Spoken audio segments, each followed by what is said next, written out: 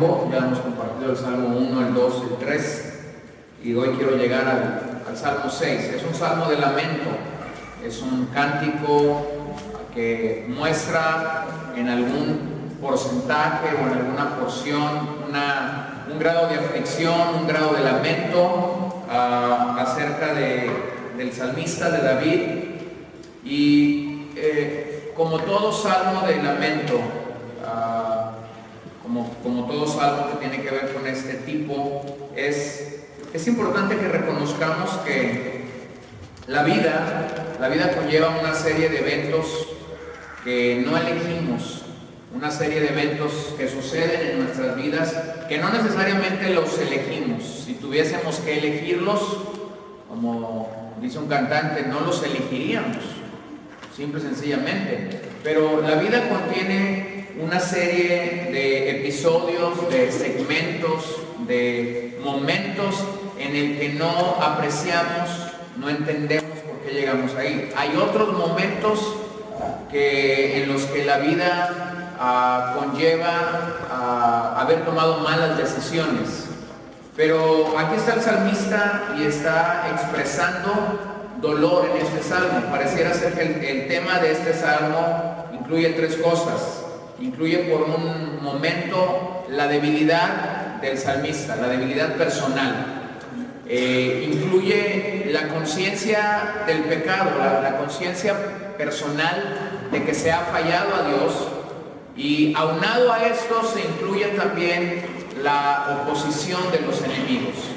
Se incluye el hecho de que hay enemigos que se están oponiendo a la vida del salmista.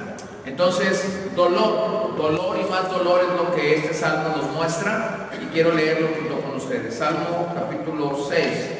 Jehová, no me reprendas en tu enojo, ni me castigues con tu ira.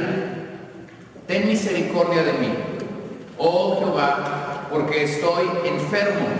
Sáname, oh Jehová, porque mis huesos se estremecen. Mi alma también está muy turbada. Y tú, Jehová, ¿hasta cuándo? Vuélvete, oh Jehová, libra mi alma, sálvame por tu misericordia, porque en la muerte no hay memoria de ti. En el Seol, ¿quién te alabará?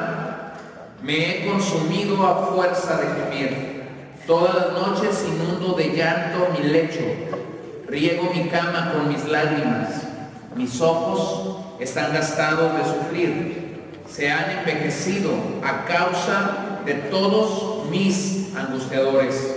Apartaos de mí, todos los hacedores de iniquidad, porque Jehová ha oído la voz de mi lloro. Jehová ha oído mi ruego, ha recibido Jehová mi oración. Se avergonzarán y se turbarán mucho todos mis enemigos. Se volverán y serán avergonzados de repente. Observen el verso 2, que es importante en este salmo. Ten misericordia de mí, oh Jehová, porque estoy enfermo. Sáname, oh Jehová, porque mis huesos se estremecen. Este tipo de salmos, los salmos que tienen que ver con un lamento, con una aflicción de los salmistas, nos enseñan varias cosas. Este salmo en particular creo que nos enseña sinceridad, y en este salmo encontramos sinceridad en tres direcciones distintas. Se requiere en la vida cristiana, se requiere en el peregrinaje de la vida y del caminar en Cristo, se requiere ser sincero, número uno, con Dios.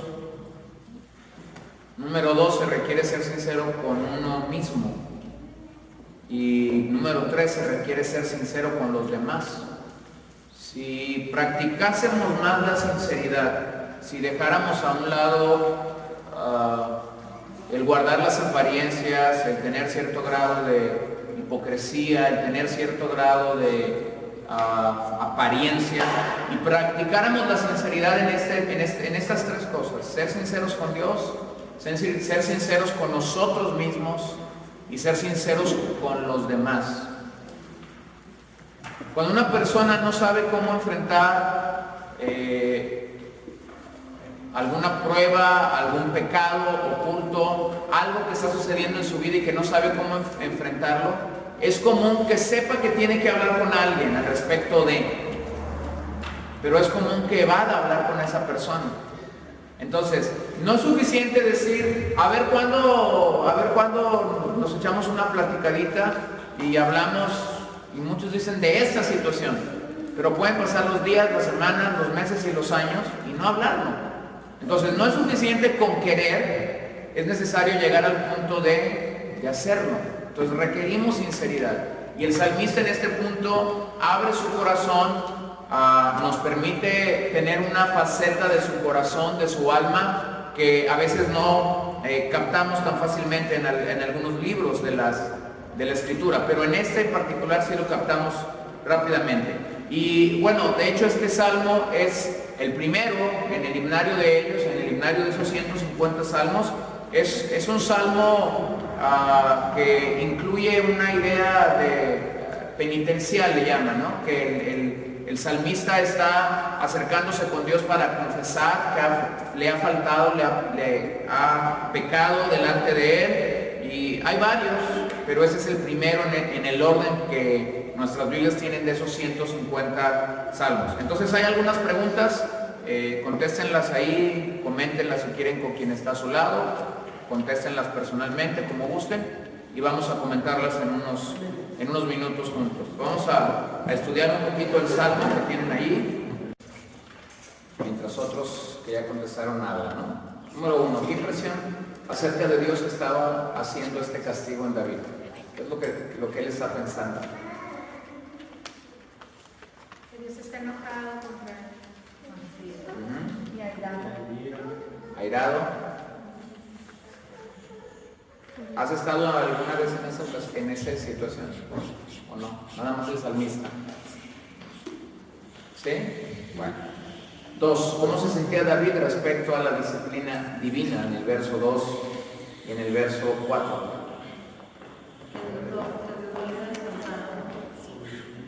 Desamparado, afligido, enfermo.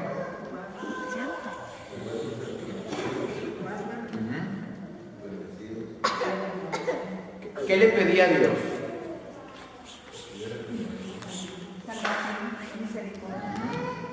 Pedía misericordia, ¿no? Palabras más, palabras menos, pero él estaba pidiendo misericordia de parte de Dios. ¿Qué creen que quería decir David con la expresión mi alma también está muy turbada? Ahí en el versículo 3. no solo el cuerpo.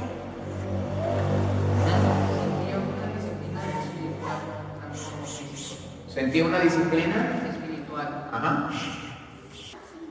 Quizás el tiempo de la prueba o el tipo de prueba por el que él estaba pasando parecía ser muy dura. No, tenemos este dicho acá en México, ¿no? De que de un vaso de agua hacemos un océano, ¿no? Entonces, no estamos minimizando la situación de David de ninguna manera, pero igual nos sucede a nosotros, ¿no? Cuando estamos pasando por una necesidad o alguna angustia, apenas va empezando la angustia, no sabemos ni cuánto tiempo va a durar, pero no sé si les pasa esto, que ya se nos hizo muy larga, tiene 20 minutos la angustia y parece que han pasado 2 días.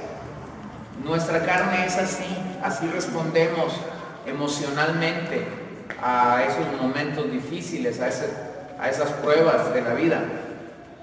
Por eso en el versículo 5, ¿qué pensaba David que le iba a ocurrir? Pensaba que iba a morir, como quizás alguna vez que te han dicho, Señor, tiene esto, piensas que te están diciendo que te vas a morir, o Señora, está pasando esto en su organismo, o no sé, pensamos que vamos a morir, es parte de la misma situación emocional que se nos presenta. Número 5, ¿qué síntomas físicos estaba experimentando David como resultado de esta aflicción? Estaba enfermo, sus huesos se estremecían. Era depresión porque lloraba todos los días. Era depresión, lloraba todos los días. Estaba envejeciendo. Prematuro de ojos.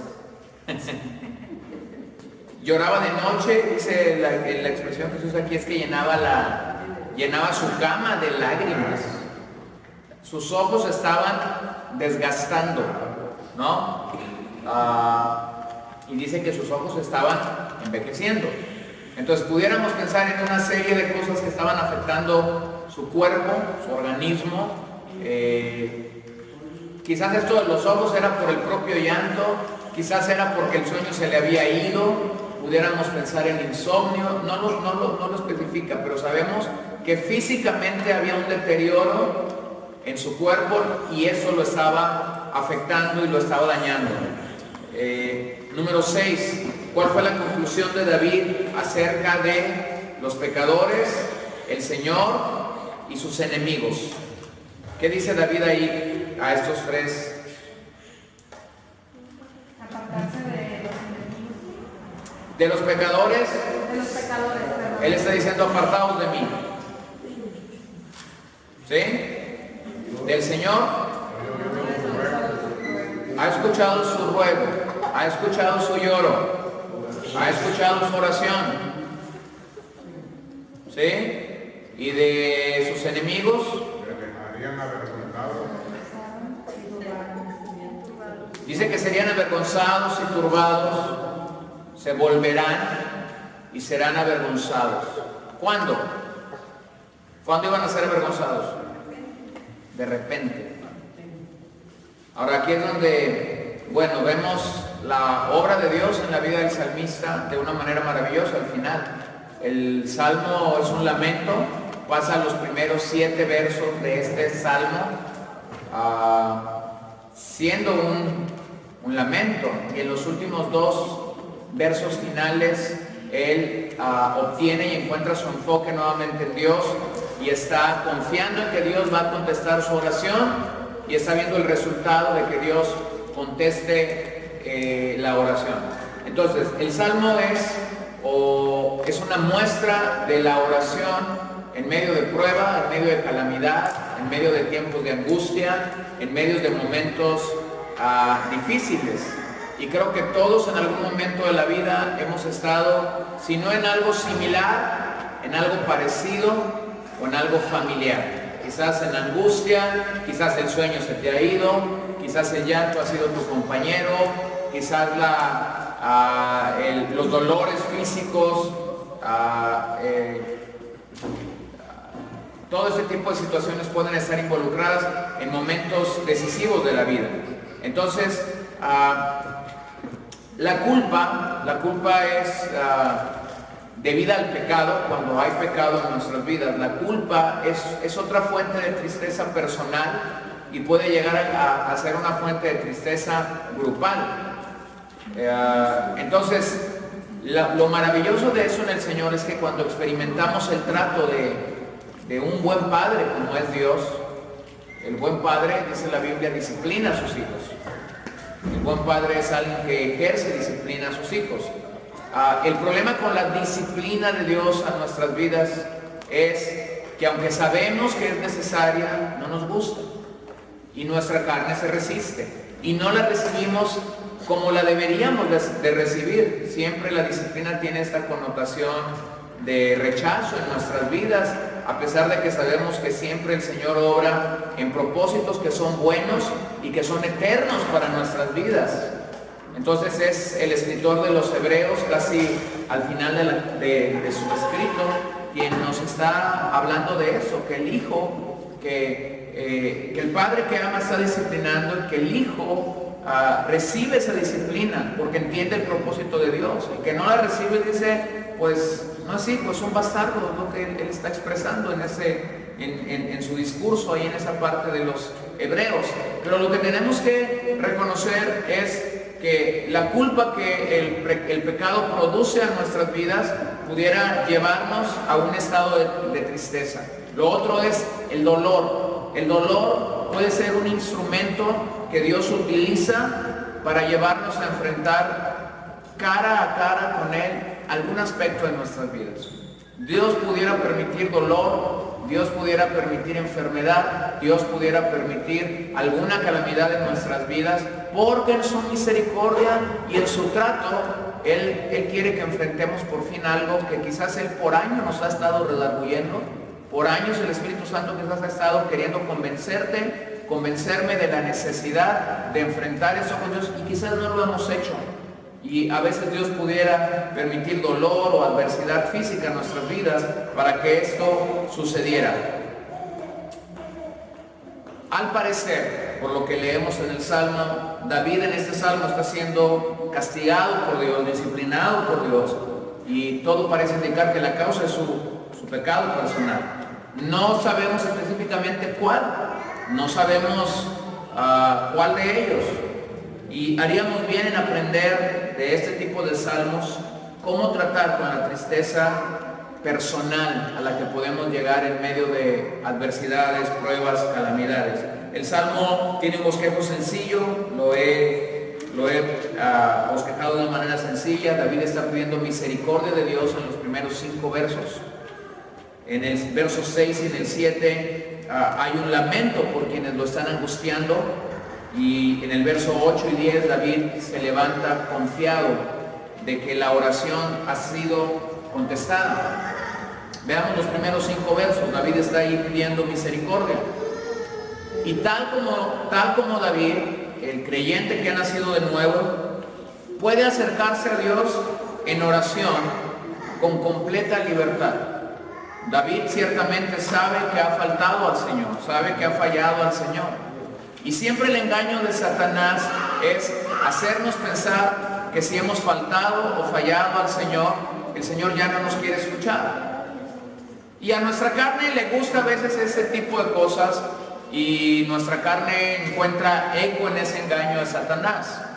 Pero creo que el mejor lugar a donde hay que acudir cuando hemos faltado y fallado al Señor es precisamente con el Señor. Él es el único que puede solucionar el problema con nuestra situación, con nuestro agravio. Y hay que recordar que el pecado en primera instancia, no importa el nombre que tenga, no importa lo que hagas, el pecado en primera instancia es un agravio. ¿Contra quién? Contra Dios. Primero se peca contra Dios antes de pecar contra la persona. Entonces el único lugar seguro y confiable para un creyente que ha faltado a Dios es que tenemos que ir en búsqueda de Dios y acudir a Él y pedir su misericordia.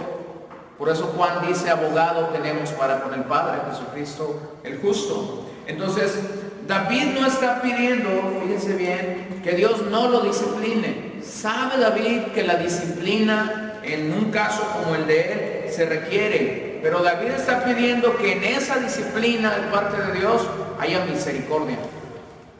Haya misericordia. Y esto es maravilloso cuando entendemos que David no fue el único que pidió esto. Hubieron otros hombres en la Escritura que entendieron que la disciplina era necesaria, pero cuando la disciplina venía a ellos clamaban la misericordia de Dios. Observen ahí Jeremías 10, 24. Vamos a ir al libro del profeta Jeremías. Usted recordará cómo es que los estudiosos recuerdan o hablan de Jeremías como el profeta llorón. Un profeta que se lamentó muchas veces de su condición, de la condición de su pueblo, de la condición de los que escuchaban su mensaje. Señor, ¿para qué me dices que vaya si no me van a escuchar? Y se acuerdan del Señor: tú ve y proclámales la palabra. Si no te escuchan, no es problema tuyo. Entonces vean ahí lo que Jeremías está diciéndole al Señor, a Jehová, en el capítulo 10, verso 24. Alguien lo comparte, por favor. Castígame, oh Jehová, haz juicio, no con furor, para que no me aniquiles. El profeta no está diciendo que no sea castigado, está diciendo: castígame, ¿sí? Oh Jehová, mas con juicio, no con tu furor, para que me aniquiles. Bueno, alguien pudiera decir: bueno, aquí dice más con juicio, ¿no sería lo mismo? Al igual que el salmista, Jeremías aquí está clamando al Señor. Nadie quisiera ser reprendido. Preferimos siempre la misericordia y la sanidad que la ira y el enojo de Dios, eso es cierto. Pero en el Antiguo Testamento, la ira y el enojo de Dios siempre van acompañadas de su justicia. Siempre están acompañadas de su justicia. Es decir, cuando en la Biblia hay una manifestación del enojo o de la ira de Dios, siempre está acompañado de su justicia. Sin embargo, esto no sucede con el hombre, porque la propia Biblia nos dice que en la ira del hombre no actúa la justicia de Dios. Cuando un mortal, cuando un ser humano se enoja, cuando es iracundo y está envuelto en este fuego que la ira provoca, nunca la justicia de Dios actúa. A lo mejor si es exhortado actuaría la justicia de Dios, pero en su propia carne no tiene la capacidad que Dios mismo tenía de poder manifestar enojo o ira, y siempre ir acompañado de la justicia. Miren, el mismo profeta Jeremías en el capítulo 30 versículo 11, ahora sí, Fernando. Porque yo estoy contigo para salvarte, dice Jehová, y destruiré a todas las naciones entre las cuales te esparcí, pero a ti no te destruiré, sino que te castigaré con justicia. De ninguna manera te dejaré sin castigo. Sino que te castigaré con justicia. Observen eso, castigo, justicia. ¿Sí? De ninguna manera te dejaré sin castigo. Entonces, ese es el punto en el que a veces los cristianos del siglo XXI no logramos conectar, ¿verdad? Esto. Quisiéramos que no hubiera disciplina, quisiéramos que no hubiera reprensión de parte de Dios para nuestras vidas, quisiéramos que Dios nunca nos exhortara, quisiéramos las puras buenas de Dios viniendo a nuestras vidas. ¿Por qué todo eso es necesario? ¿Por qué es necesario la disciplina? ¿Por qué es necesario la reprensión? ¿Por qué es necesario que Dios a veces nos pase por momentos adversos? Bueno, porque definitivamente son estos momentos los que provocan que la vida de un creyente, la vida de un discípulo verdadero pueda crecer en el Señor de una manera mucho más rápida y de una manera mucho más eficaz, aun cuando Dios muchas veces quiere o ha querido tratar con nosotros de una manera quizás más liviana. Nosotros en nuestra terquedad y en nuestra necedad no hemos querido aceptar el trato de Dios, y a veces Dios tiene que permitir momentos adversos, momentos difíciles, para que nuestras vidas sean enfrentadas con algún aspecto de nuestras vidas. Pasaba algo en la semana y alguien me comentaba acerca de esto, y escuchaba esta expresión: esto es un golpe contra el orgullo de esta persona. Cuando yo escuché esa expresión, yo estaba pensando idénticamente lo mismo. Ni siquiera había salido de mi boca esta expresión, pero lo estaba pensando en mi corazón, lo estaba pensando en mi mente. Dios tiene manera de trabajar a través de diferentes formas, de diferentes maneras con nuestras vidas, y a veces eso no nos gusta a nosotros. Pero Dios toma esos momentos para llevarnos y tratar con nuestras vidas. Entonces, aunque nosotros en el caminar, en el andar, en el peregrinaje cristiano pudiéramos reconocer que el amor de Dios siempre sobrepasa todo límite, que la paz de Dios siempre sobrepasa todo entendimiento, a veces no nos alcanza nuestros pensamientos para entender cómo Dios permitiría algo malo. Y creo que la pregunta que nos tendríamos que hacer es: ¿y por qué no? ¿Por qué Dios no pudiese permitir esto pasando en nuestras vidas? Mira, la necesidad mayor de una persona, lo reconozca o no lo reconozca, la necesidad mayor de una persona es estar en paz con Dios. Estar en paz con Dios. Hay gente que vive vidas desordenadas increíblemente. Algunos mueren jóvenes, otros mueren a mediana edad, otros mueren muy viejos. Pero llega un momento en ese andar de la vida, y yo he dicho que una de las muertes más trágicas es cuando estás muriendo sin tener la paz de Dios. Me ha tocado ver gente morir, algunos en Cristo y otros sin Cristo.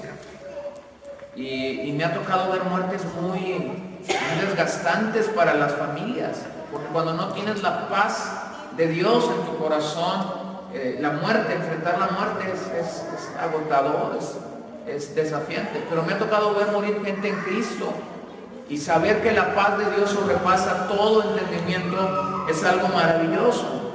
Entonces David está reconociendo algo en este salmo, está hablando de algunos elementos de su cuerpo, está diciendo de sus ojos, está diciendo que está agobiado, está diciendo que está cansado. Bien pudiéramos pensar que David estaba enfrentando una enfermedad grave, pero la idea que está en este salmo no solamente es corporal, no solamente tiene que ver con el cuerpo. La palabra incluye ahí la expresión alma. Y esa expresión alma, metafóricamente en el Antiguo Testamento, incluye todo el ser. Todo su ser estaba agobiado, no era solamente su cuerpo, ¿verdad? Como cuando nos da una gripa, ¿verdad? Nos sentimos apaleados. Algunos sienten incomodidad en la cabeza, otros en la nariz, otros no pueden respirar, otros se ponen gangosos, otros comienzan a tomar pastillas porque ya sabes qué es lo que te va a decir el doctor, otros comienzan con tecitos, otros comienzan a tomar cítricos durante estos días. Cada quien tiene su receta, unos toman, otros se untan, otros se amarran, cada quien tiene ahí su receta, ¿cierto? Pero sabemos que una gripa está de paso en nuestro cuerpo, ¿verdad? 2-3 días y vámonos, se acabó. Hay gente que trae un gripón y anda en la calle y anda como si nada. Hay otros que se guardan, dicen tengo gripa y le hacen velorio a la gripa 72 horas.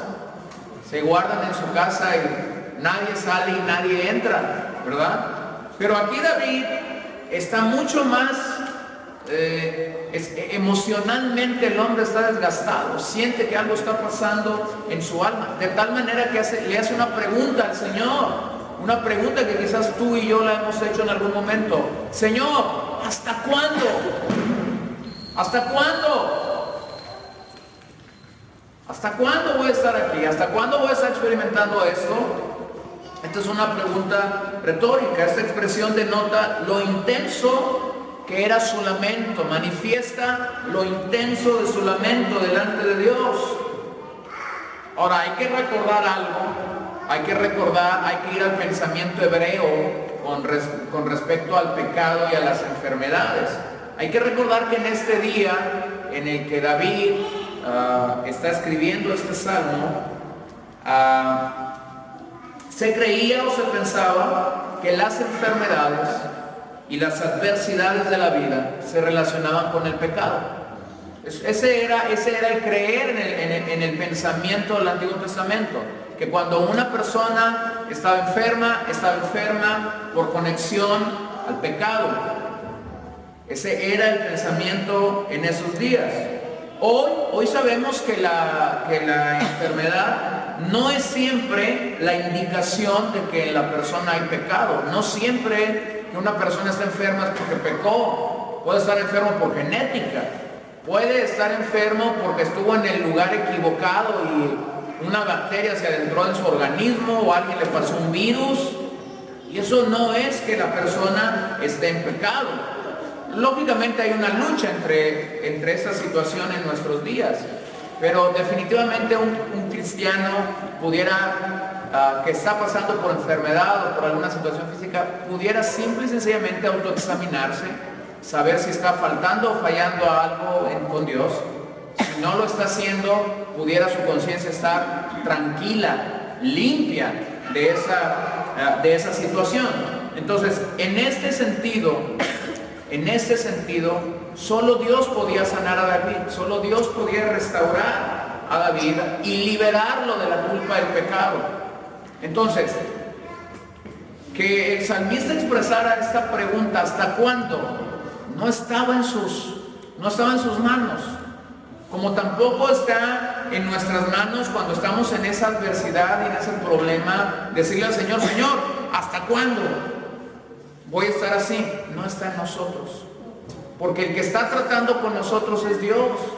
Y Dios tiene sus tiempos. Y Dios tiene sus veredas diferentes a las nuestras. Dijo el profeta que nuestros pensamientos no son los de Dios, nuestros caminos no son los del Señor. Si nosotros trazáramos Desmiéntame si estoy equivocado. Si nosotros trazáramos nuestro peregrinaje espiritual desde el día que conocimos al Señor y que dijimos, sí Señor, te recibo, hasta el final, hasta el día que estemos delante de su presencia, si nosotros tuviéramos la oportunidad de trazar nuestro peregrinaje, ¿crees que nos pusiéramos pruebas? ¿Crees que nos pusiéramos tentaciones? ¿Crees que nos pusiéramos a diótrefes ahí de lado? ¿Crees que nos... No, o sea, nos pusiéramos una vida cristiana tipo Walt Disney, ¿no? Tipo de vivieron felices y para toda la vida. O sea, así lo haríamos. Pero el día que le dijimos sí al Señor, el Señor tenía otra manera, otro camino por donde llevarnos, otros pensamientos para generar en nosotros al hombre y a la mujer que Él está formando en nuestras vidas. Y el Señor, siempre que nos pasa por momentos adversos y difíciles, el Señor simple y sencillamente se está asegurando de algo, de que Cristo está siendo formado en nosotros. Y eso, aunque teórica y teológica y doctrinalmente sabemos que es bueno, humanamente no nos gusta.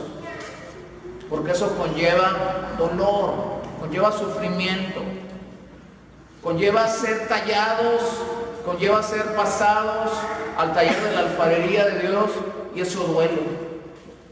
Esa es la razón por la que muchas veces, al igual que el salmista, nosotros estaremos en ese momento de decir, Señor, ¿hasta cuándo?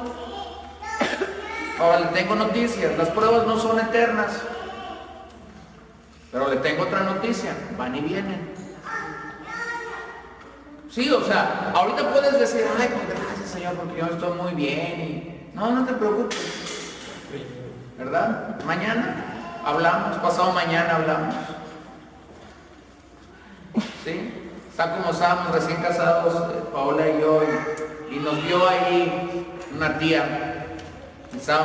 Teníamos como un mes de casados, estábamos ahí en la sala, no estábamos haciendo nada malo, simple y sencillamente estábamos abrazados, ¿no? Y entonces pasó nuestra tía, esta tía se nos quedó mirando y nos dijo, disfruten abril y marzo, que noviembre llegará, abril y mayo, que noviembre llegará, que agosto llegará, ¿no? Yo digo, cada quien habla como le va en la fiesta. Pero mira, en la vida cristiana a veces hay hermanos que dicen, ¿cuáles pruebas? ¿Cuáles pruebas? Yo desde que llegué al camino del Señor me la paso bien chévere. ¿A quién sabe a qué camino habrán llegado? O sea, sí hay etapas, sí hay estaciones, sí hay momentos en la vida. Pero el hecho que en algún momento de tu vida no estés siendo probado, no significa que eres cristiano VIP, que nunca vas a pasar por ningún momento adverso o difícil en tu vida. Llegarán. Y llegarán porque son buenas, aunque no lo entendemos cuando estamos ahí. Llegarán porque es parte del proceso que Dios tiene para nuestras vidas. Miren el Salmo 90:13 y Apocalipsis 6:10. Vamos a buscar esas dos citas. Quien tenga Salmo, levanta su mano, por favor, para que lo lea.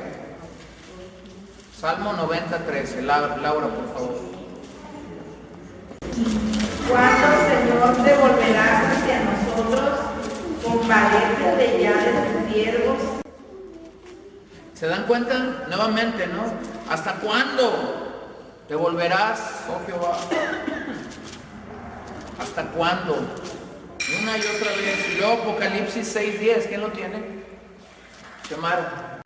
Clamaban a gran voz diciendo, ¿hasta cuándo, Señor santo y verdadero, no juzgas y vengas nuestra sangre en los que moran en la tierra? Bueno, Apocalipsis es un libro que describe los últimos días, ¿verdad? Básicamente entendemos ahí lo que está sucediendo en el libro de Apocalipsis, ¿no? Y estamos llegando casi a la culminación de los tiempos finales. Y está ahí otra vez la pregunta, ¿hasta cuándo? ¿Hasta cuándo, Señor santo y verdadero, no juzgas y vengas nuestra sangre en los que moran en la tierra? ¿Hasta cuándo? O sea, no solamente era una expresión del libro de los Salmos o de otros profetas. Al final, casi al final de la Biblia está nuevamente esta expresión. Entonces tenemos que reconocer básicamente que está ahí, ¿no? Entonces, en medio de la prueba, Dios pudiera hacernos esperar. Pudiera hacernos esperar.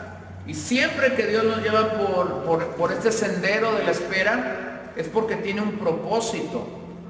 No solamente David está diciendo hasta cuándo, sino que está usando otra expresión. Vuélvete, Jehová. Y la expresión ahí sería arrepentimiento o dar la vuelta. O sea, David está diciendo eso al Señor, date la vuelta. O sea, ya, retírame el castigo, básicamente. Este es un grito de ayuda, este es un grito desesperado de parte de Jehová. Y el salmista está reconociendo que solo Jehová lo puede ayudar. Qué ridículo es de nuestra parte pensar o creer que la ayuda que nosotros en algún momento adverso necesitamos viene del hombre. Esto es muy común, aunque lo tenga que decir así, ridículo. Pero muchas veces el ser humano llega a este punto o a este momento de creer que otro hombre puede responder a su necesidad espiritual. Y aquí el salmista está yendo al lugar donde tendríamos que ir y acudir cada vez que estamos en algún momento adverso de nuestras vidas. Libra mi alma. Ya que le dice, vuélvete, Jehová, el salmista le dice, libra mi alma. Y David básicamente está reconociendo la importancia de que Dios lo rescatara y lo salvara de este valle en el que él se está encontrando. ¿Qué más? Si solo la gracia de Dios nos puede salvar, solo la gracia de Dios nos puede rescatar, solo la gracia de Dios puede levantar la vida de un hombre pecador o de una persona de su condición pecaminosa. ¿Qué más necesitamos? Necesitamos que Dios libre nuestra alma. La palabra alma utilizada ahí es la que regularmente aparece en el Antiguo Testamento. Nefes aparece más de 700 veces en el Antiguo Testamento. Y puede tener tres interpretaciones. Puede estar hablando de la esencia del ser humano, es decir, no solamente una parte del ser, sino de la totalidad del ser humano. Puede hablar de las emociones o puede también señalar varias partes del cuerpo. En este sentido, creo que lo que David o el salmista está denotando es que necesitaba que Dios librara totalmente su vida. Totalmente su vida. Ya hemos visto en este salmo que hay involucrados ciertos elementos físicos, pero también están involucradas las emociones. También está involucrado el sentimiento del salmista. Entonces, en ese sentido, pudiéramos decir que lo que él está pidiendo es, Señor, restaura todo mi ser. Ven y toca una vez más todo mi ser. Mira lo que el libro de Job nos recuerda ahí en el 36:15. Eso. Sí. Por lo que denota el versículo 2, yo considero así, que si alguien pudiera tener una sintomatología básica de cómo principia la depresión, te puedes ubicar ahí, ¿no? Un alma atormentada, porque no tanto porque tengas el concepto de pecado, sino por el asunto de la impotencia de poder ejercer dominio sobre la circunstancia adversa que se presenta. Ahora, si el trato de Dios es conmigo para hacer un trabajo en el cual yo necesito ser restaurado, necesito ser librado de lo que estoy pensando, no hay problema. Pero yo creo que la cosa más fuerte con David en este salmo es a los talladores que él está usando. Porque él está usando a hombres como él, porque él habla de los angustiadores, habla de las personas, ¿no? Yo creo que creo que es el hecho de poder tomar en cuenta esa acepción que hay de las emociones como la parte que de alguna manera es como decir, bueno, sí entiendo que Dios tiene que llevarme a este punto, pero la pregunta sería ¿por qué? ¿Por qué me tiene que llevar a este punto? Y normalmente es el juego de emociones encontradas porque esperamos que Dios en su misericordia y en su bondad nunca nos haga atravesar por el tipo de problema. Yo voy a hacer lo que te quieres decir. Ok, Job 36:15. ¿Quién lo tiene, por favor? El pobre librará de su pobreza y de la aflicción despertará su oído. Y en la aflicción despertará su oído. Entonces, había esta idea clara de, en medio de una situación adversa, Dios atendería. Ahora, David sigue creciendo y hay una expresión más que él utiliza: no hay memoria de ti. Y habla aquí del Seol. La referencia al Seol y a la muerte indica algunas cosas, pero indica aquí que los muertos no pueden alabar al Señor. Eso lo entendemos, lo sabemos. Una persona que murió pues ya no puede físicamente, ¿verdad?, adorar al Señor. Pero debemos recordar algo, que los creyentes del Antiguo Testamento no tenían un concepto tan claro de la muerte como nosotros. En el concepto del Antiguo Testamento, cuando alguien moría iba al Seol, y este era un lugar de oscuridad, y ese es el concepto que en el Antiguo Testamento hay de la muerte. Sin embargo, ese concepto en el Nuevo Testamento es mucho más amplio, mucho más explicado. Entendemos qué es lo que pasa cuando una persona muere en Cristo, qué es lo que pasa cuando una persona muere fuera de Cristo, lo entendemos. El Nuevo Testamento pasa varias hojas de él mismo hablando acerca de esto, pero esto parecería que está hablando de la muerte misma, pero también fue utilizado para mencionar la incapacidad de una persona de participar en las ofrendas públicas de alabanza a Dios. Ahora, usted recordará, David era un rey, ciertamente era un rey, pero había llegado al palacio no como rey. ¿Se acuerdan cómo había llegado al palacio? Llegó como un músico. Fue allí porque usted recordará, Saúl está siendo atormentado de parte de Dios, está siendo atormentado y alguien le dice: consíguete a alguien que le rasque, ¿verdad?, al instrumento, y cuando estés en esos momentos. Y así llegó David siendo un músico, ¿sí? Fue tomado alguien por ahí, dijo: yo conozco a un joven, dio sus características, y vino como músico a la casa de Saúl, llegó como músico. Entonces, hubo una distinción en el reinado de David. David fue un hombre que regresó el arca, usted recordará, trajo el arca del pacto de nuevo a Jerusalén, después de haber sido tomada por los filisteos y de estar fuera de la ciudad, de la capital de la nación. Pero alrededor de David hay salmos, alrededor de David hay cantores, alrededor de David hay gente principal en los coros. Aunque él no tuvo esta oportunidad que su hijo Salomón sí tuvo de tener el templo majestuoso de Salomón, entendemos que durante el reinado de David hubo una apreciación hacia la adoración, hacia el entonar cantos al Señor. Entonces, el hecho de que su pecado lo atormentara, el hecho de que su pecado lo tuviera en este grado de melancolía, de depresión, de desánimo, de depresión crónica, ya no sé cómo llamarle, ¿sí? Él comenzó simple y sencillamente a reconocer y a entender algo, que no era digno de presentarse delante de Dios en esta condición para alabarlo. Por eso es que la expresión que él usó aquí del Seol llegó a conocerse en aquellos días como una expresión que te hacía indigno de estar delante de la presencia de Dios y de llevar cualquier ofrenda pública de alabanza a Dios. Entonces, miren lo que 2 de Timoteo 1:10 nos dice. Entonces, lo que quiero nada más enfatizar es que para el salmista como para los hebreos, el concepto de Seol era un concepto limitado.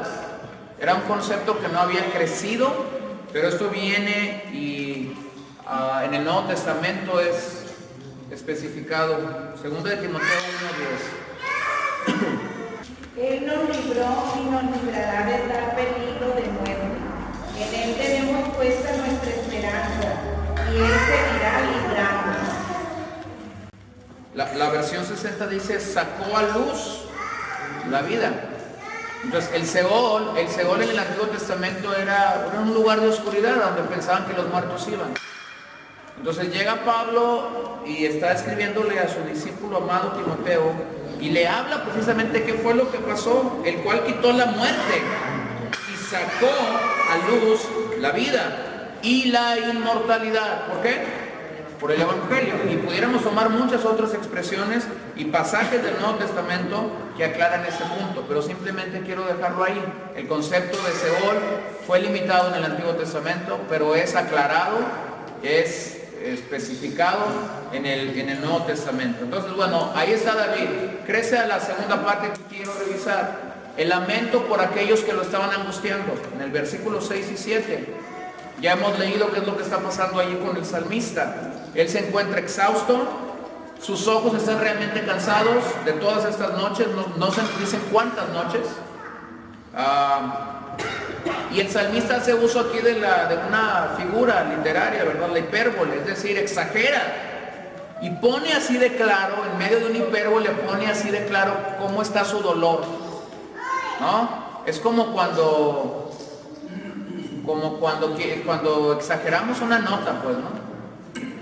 Pero hacemos uso del hipérbole para resaltar algo, y esto fue lo que pasó con el salmista aquí. Está haciendo uso del hipérbole para decir cómo se siente. Y básicamente entendemos, hermanos, que la angustia roba nuestras fuerzas. Las enfermedades y las luchas de cualquier persona nos desgasta a la gente, pero Dios siempre nos afirma y nos renueva, y tenemos esta promesa ahí en Isaías 40:31, que no tenemos que ir a buscarla. Usted la recordará, la cantará, a lo mejor la tienes en un libro, en una calcomanía, no sé, pero los que esperan en Jehová tendrán nuevas fuerzas, levantarán alas como las águilas, correrán y no se cansarán, caminarán y no se fatigarán. Entonces entendemos que en la vida de un creyente, en esos momentos adversos y difíciles de la vida que enfrentaremos, el Señor nos renueva, el Señor nos da nuevas fuerzas, el Señor nos da nuevo aliento, el Señor viene y trata con nuestro corazón, nos fortalece, nos cobija, nos guarda en su misericordia. Estos angustiadores a los que David está expresando, ¿no? Por un lado está el dolor, el sentimiento que David está diciendo, aparente castigo, la ira de Dios que él está queriendo o tratando de explicar. Pero llega el punto en el que habla de angustiadores, habla de gente que se burla de él, habla de gente que lo está señalando, que lo está acusando. Y es que casi siempre, como lo decía mi papá ahorita, casi siempre que estamos siendo probados por Dios, sucede esto, sucede que Dios permite que ciertos y cuales talladores vengan a nuestras vidas. En este particular, David está expresando aquí de sus angustiadores. No lo dice en nuestras versiones en español, algunos comentaristas sugieren, y yo simplemente lo digo, sugieren que estos enemigos eran hechiceros.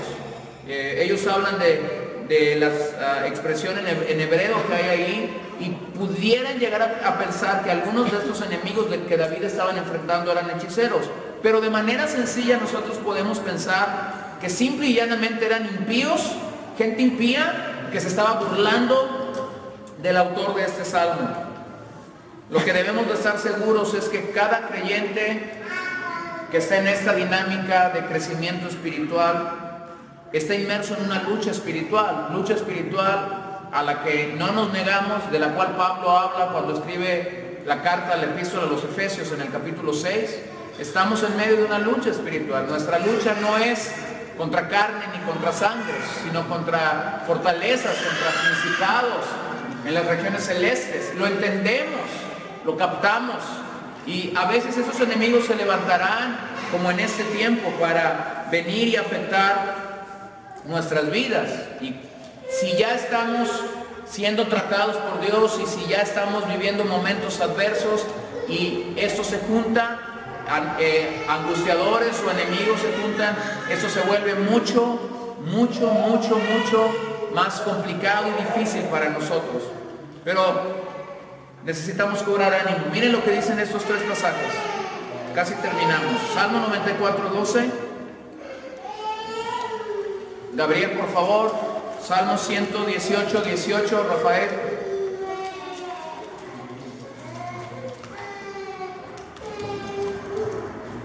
Y Daniel, por favor, Proverbios 3, 11, 12.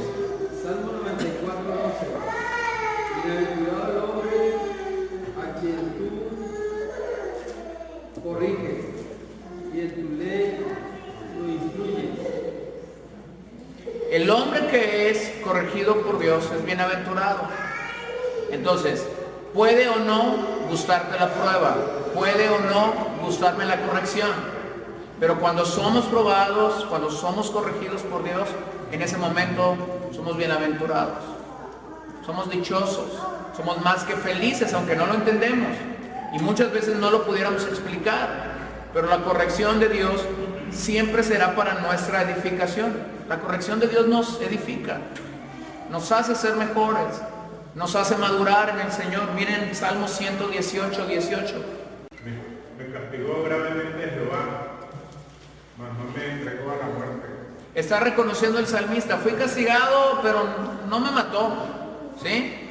Entonces, esa es la naturaleza de Dios, puede corregirnos, puede disciplinarnos, no va a acabar contigo. Porque lo que quiere realmente hacerte es edificarte, consolarte, animarte, alentarte a seguir. Pero hay algo que tiene que tratar contigo, hay algo que tiene que tratar conmigo. Y Él tiene sus métodos, aunque sus métodos muchas veces no nos gusten. Proverbios 3, 11 y 12. No menosprecies, hijo mío, el castigo de Jehová, ni te fatigues de su corrección, porque Jehová al que ama castiga, como el padre al hijo a quien quiere. Debemos valorar, no menospreciar el castigo de Jehová. No debemos de hastiarnos o de enojarnos por la corrección de Dios sobre nuestras vidas. Y aquí nos lo dice el verso 12. Porque Jehová al que ama, ¿qué hace? Corrige o castiga. Como el padre al hijo a quien quiere. ¿No?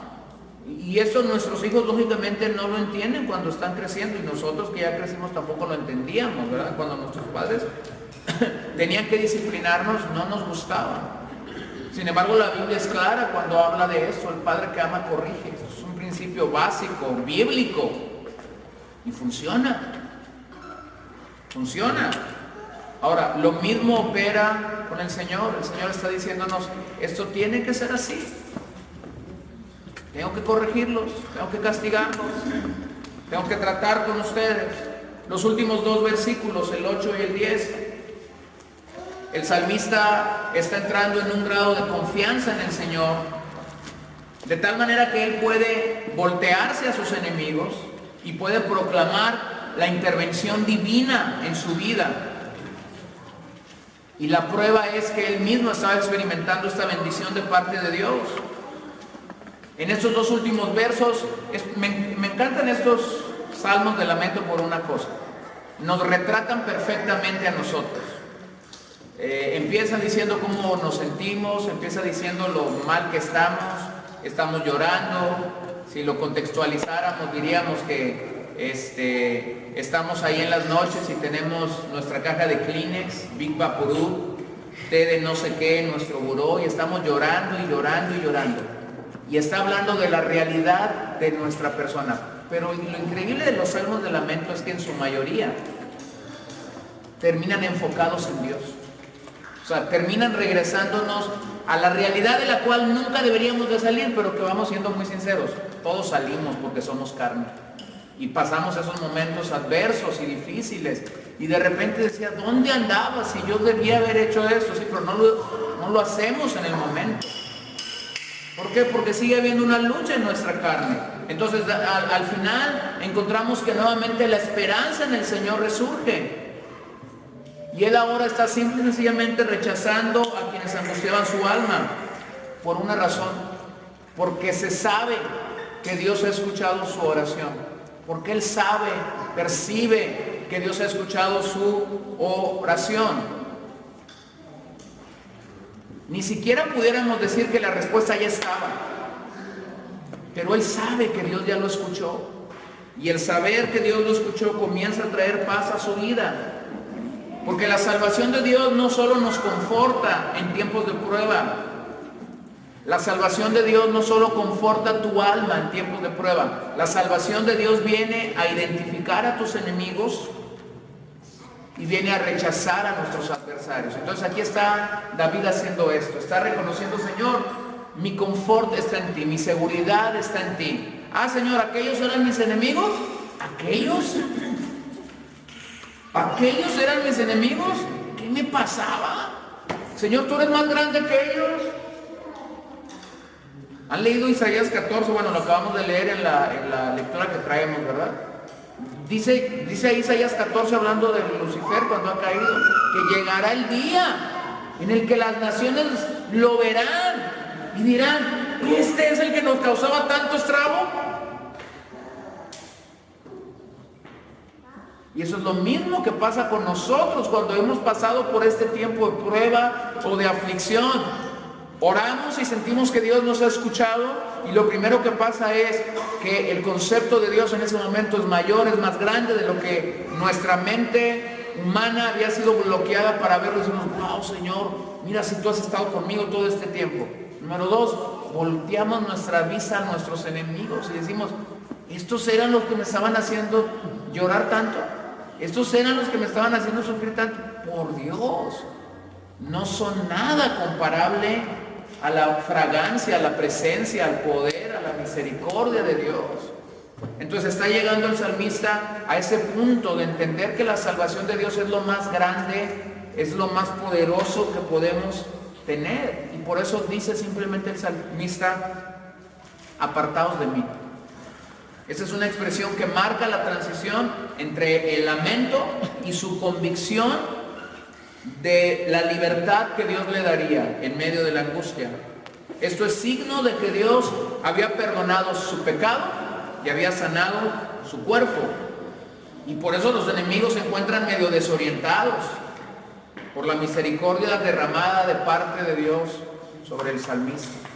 Pero qué maravilloso es que podemos entender: bueno, en medio de la angustia, en medio de la prueba, ¿qué tenemos que hacer? ¿Qué tenemos que orar? Número 1, ve a Dios. Pide su misericordia, pide su gracia, pide que Dios, bueno, si Él está tratando algo en tu vida, que Él lo pueda aclarar a ti. A lo mejor somos muy torpes o muy tontos para entender qué es lo que Dios quiere tratar. Dile: Señor, ten misericordia de mí en este asunto, ayúdame, muéstrame. Me está doliendo y sé que es parte del proceso que tú traes conmigo. No lo entiendo, pero aclara, por favor, lo que ahora pareciera estar oscuro o en tinieblas para mí. Número 2, cuando estás ahí pidiendo la misericordia de Dios, vas a tener que reconocer que hay gente que te está angustiando. Vas a tener que reconocer que hay ahí gente que está envuelta en el proceso y en el asunto, y que quizás está afectando o dañando tu vida en algún momento. Pero por favor, no cometas el error que muchos de nosotros hemos cometido. No cometas el error de centrarte en esa gente. No cometas el error de prestarles más tiempo de lo que tienes que prestarle. Tu tiempo tiene que estar concentrado en Dios, clamando su misericordia, no en tus enemigos. Deja a tus enemigos en manos de Dios. Y solo entonces es que llegará el día en el que tu oración será contestada, en el que podrás, y si no es contestada totalmente, en ese momento podrás tener la libertad. Dios ha escuchado mi clamor, Dios ha escuchado mi ruego, Dios me ha atendido a mi plegaria, y sé que la respuesta vendrá. Entonces necesitamos entender, bueno, todos seremos probados, todos. Pedro dice que vuestra fe será probada como es probado el oro y la plata. Y usted recordará que el oro y la plata tienen que pasar por fuego. Entonces, la fe de un creyente verdadero es probada. La fe de una persona que ha nacido de nuevo es probada. La fe de alguien que no ha nacido de nuevo, pues nunca será probada por simple conclusión. Entonces, es parte del proceso de crecimiento que nosotros necesitamos apreciar. Pero en ese proceso necesitamos entender que nuestra oración tiene que estar centrada en Dios, no en nuestro dolor, no en lo mal que nos sentimos, no en que si mis enemigos me vieron bien o me vieron mal. No, tiene que estar centrada en Dios. Pide la misericordia de Dios, y en el proceso permite que sea Dios quien siga obrando y quien siga trabajando en tu vida y en tu corazón. ¿Ok? Ahorita que estamos en este salmo, me acordé de algo. Cuando estaba en la escuela bíblica, yo presenté un trabajo para un trabajo final sobre salmos penitenciales. El 6, el 32, clasificación. Y una frase que es común en estos salmos, porque a veces decir, ¿sabes qué? Se fue hasta la cocina David cuando dice, mi carne está pegada a mis huesos, ¿no? Pero quiero centrar en el Salmo 38, porque este es el mismo hombre del Salmo 6, del Salmo 51, que es el clásico. Dice, Jehová, no me reprendas en tu furor, ni me castigues en tu ira, porque tus saetas cayeron sobre mí ha descendido tu mano. No hay nada sano en mi carne a causa de tu ira, no hay paz en mis huesos a causa de mi pecado. Porque mis iniquidades se han agravado sobre mi cabeza, como carga pesada se han agravado sobre mí. De aquí donde algunos no quisieran leer este pasaje. Hieden y supuran mis llagas a causa de mi locura. Estoy encorvado, estoy humillado de la manera. Ando irritado todo el día, porque mis lomos están llenos de ardor y nada hay sano en mi carne. Estoy debilitado y morido en gran manera. Gimo a causa de la conmoción de mi corazón. Señor, delante de ti están todos mis deseos y mi suspiro no te es oculto. Las características de los salmos de estos penitenciales, David se fue hasta la cocina para decir cuál era la condición de su pecado delante de Dios. Sí afectó a los hombres, pero delante de Dios. Y llega al punto en el cual el lenguaje ya no se vuelve tan poético, pues. Mis heridas hieren, supuran, está hablando de situación podrida de la carne.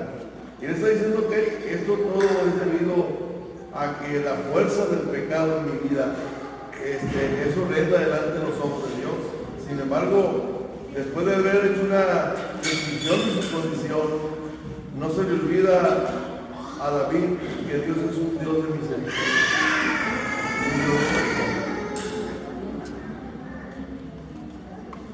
Bueno, oremos esta noche.